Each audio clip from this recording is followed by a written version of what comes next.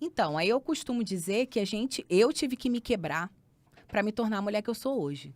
Então, eu não sabia que eu tinha um potencial de uma mangueira frutífera e frondosa, porque eu fui criada como um bonsai. Então, um bonsai, na realidade, ele é uma árvore que se tornou pequena porque ela foi amarrada para ficar pequena. Então, a sociedade, ela impunha aquele padrão para mim. O ser perfeito, a Barbie ou a família comercial de margarina tinha que estar ali dentro daquele padrão. E durante toda a minha vida eu fui moldada para isso. Só que quando a gente vai passando pelas situações da vida, a gente vai começando a se questionar: por que eu tenho que ser assim? Por que eu tenho que pensar dessa forma? Por que eu tenho que ser igual a todo mundo? Por que eu não posso fazer do meu jeito? Se existe felicidade, se existe um Deus, né, que dá o livre-arbítrio pra gente ser criador da nossa realidade, a gente é imagem e semelhança do Criador. Eu sou criadora tanto quanto Deus é criador. E por que eu não posso criar minha realidade? Eu tenho que aceitar e me conformar com a realidade que os outros impuseram para mim. E aí, quando eu comecei a parar e prestar atenção em relação a isso, eu comecei até a entender que o preconceito, quando existe, é muito mais pelo outro e não por mim. Quando alguém vem e me critica, não fala sobre mim, fala sobre ele. Na realidade, é um pedido de, por favor, me ajude.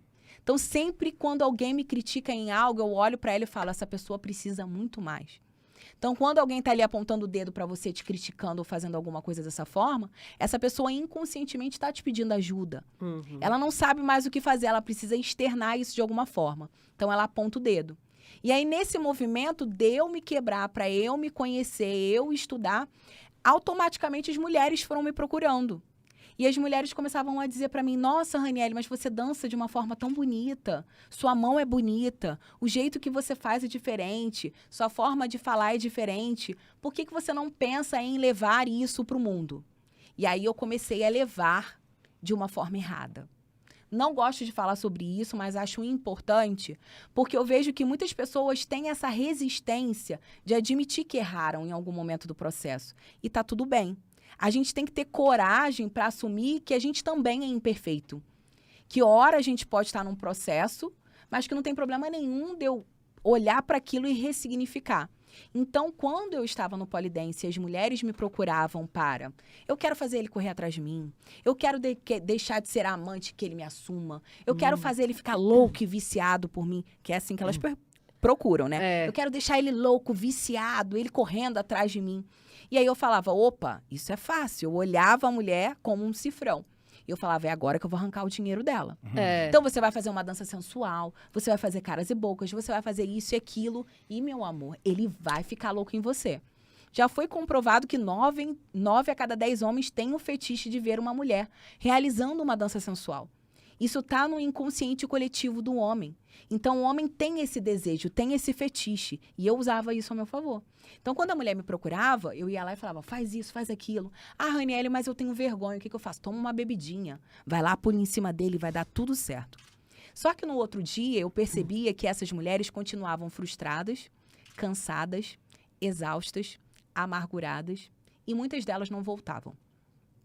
Conclusão da história. Isso foi fazendo mal para mim. Que eu fui percebendo que eu estava fazendo com elas o mesmo movimento que eu fiz comigo inconscientemente. Então, quando eu deixei de ser a arquiteta que não podia me mostrar e passei a ser a Raniele, que eu digo que era o meu alter ego, a Amanda, que não tinha vergonha de nada, que era a empoderada, que botava a bunda para rolo mesmo e não estava nem aí, eu exercia muito essa força yang. Eu ia muito de essa imposição, de fazer com que as pessoas me aceitassem daquela forma. E nesse processo, eu ia incitando mulheres a viverem abstinência de noites vazias.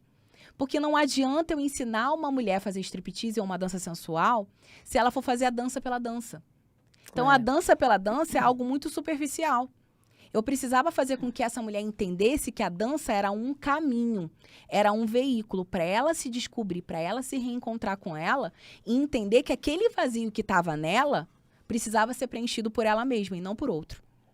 E quando a mulher que te procura querendo agradar, querendo fazer com que o homem queira muito ela, que o homem queira muito quando ela faz de tudo para que esse cara fique com ela, é porque ela está sozinha com ela.